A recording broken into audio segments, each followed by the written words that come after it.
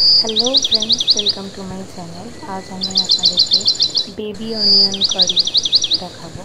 তো এটা করতে আমার ছোট পেঁয়াজ লাগছে, যেটা পুরো গোটা গোটা থাকবে এবং মাঝখান থেকে ওটাতে একটা করে চিয়া লাগিয়ে নিতে হবে। পুরো কাট কিন্তু করা যাবে না। অনেকগুলো ছোট পেঁয়াজ নিয়ে নিয়েছি আমি এখানে, ওটা পুরো মাঝখান থেকে একটা করে দাগ লাগানো।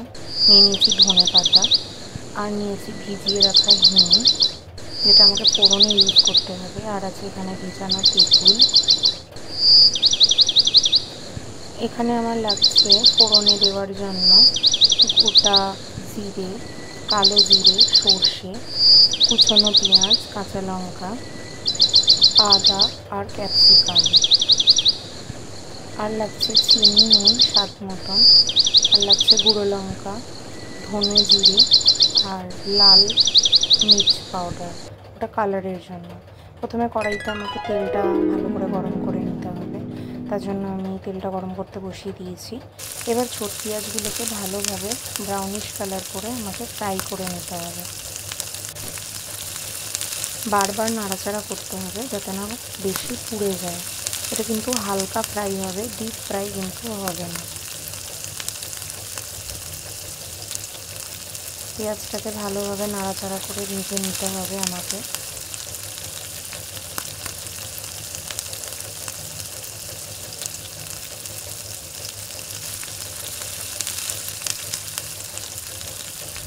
পেঁয়াজটা ভালোভাবে ভাজা হয়ে গেছে। এখন আমি একটা পাত্রে সবটা পেঁয়াজ তুলে নিচ্ছি। এরপরে এই তেলেতেই আমি সমস্ত ফোড়নগুলো অ্যাড করে দেবো। গোটা জিরে, কালো জিরে, সর্ষে, পেঁয়াজ, ক্যাপসিকাম, আদা, সমস্ত কিছু, আর কুচনো লঙ্কা, সমস্ত কিছু দিয়ে তারপর এক এক করে আমি মশলাগুলোকেও দিয়ে দিয়েছিলাম। তারপরে আমি দিয়ে দিয়েছিলাম হিং। সব কিছু দিয়ে একসাথে ভালোভাবে আমাকে এটাকে নাড়াচাড়া করে ভেজে নিতে হবে। ভাজা ভাজা হয়ে আসলে দিয়ে দিতে হবে সামান্য পরিমাণ জল, যাতে মশলাটা ভালোভাবে কষানো যায়, কোনোভাবে পোড়া না লেগে যায়। তারপরে আমি দিয়ে দিয়েছিলাম আরেকটু জল, যেহেতু জলটা আমার কম হয়ে গেছিলো। মশলাটা ভালো করে কষানোর জন্য আর একটু জলের দরকার ছিল। ওপর থেকে দিয়ে দিয়েছিলাম একটু ধনে পাতা। পুরোটা কিন্তু একবারে দিইনি, শেষে কিন্তু ওপর থেকে ছড়িয়ে দিতে হবে, সেই জন্য আমি দুবার ইউজ করেছি। কেউ চাইলে একবারে শেষেও দিতে পারেন বা এই সময়ে পুরোটাই দিয়ে নিতে পারেন।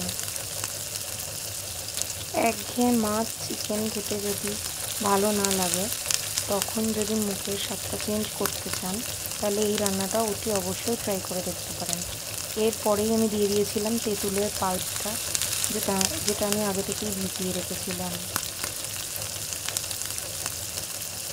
তারপর ভালো করে মশলাটা থেকে তেল বের হয়ে এলে আমাকে এখানে পেঁয়াজগুলোকে অ্যাড করে দিতে হবে। পেঁয়াজগুলো অ্যাড করেও আমি ভালোভাবে নাড়াচাড়া করে নেব।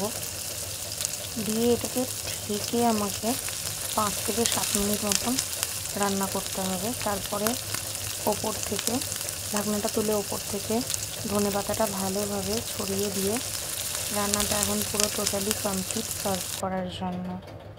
Thanks for watching.